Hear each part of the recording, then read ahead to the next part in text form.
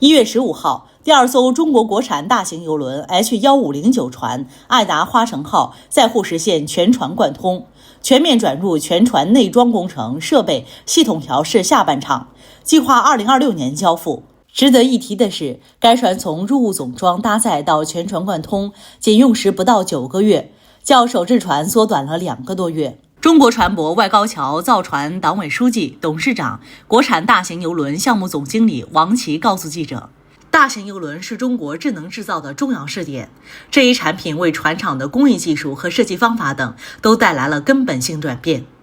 他们还对船厂的信息化体系进行了重新梳理。全新的这个系列化的建模的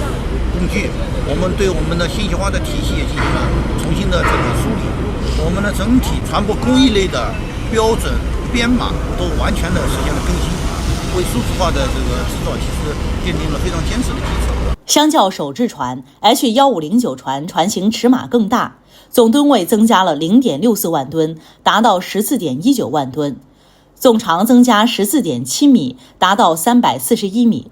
客房数量增加19间，达到2144间，满载游客量5232人。在外观上，与第一艘国产大邮轮采用方块和直线作为设计元素不同， H1509 船的设计风格多采用圆弧和花朵元素。这个魔都号它很多的图案是以矩形、方块、直线为主，这条船的内装风格以很多是圆为主，将来的图案围绕着花这个元素展开的。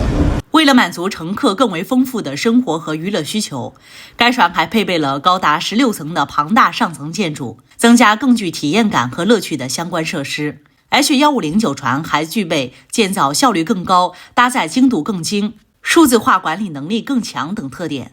根据计划，该船将于今年4月底进行第一次坞内起伏，释放全船残余应力，首次测定重量、重心等一系列关键工艺要素和技术指标。8月份主发电机动车，12月底背景西装工程基本结束，内装工程进度达到 70%。王琦表示，建造大型邮轮是对中国船舶工业高端转型的一次重要推进，也是对中国船舶工业链体系升级换代的一次推进。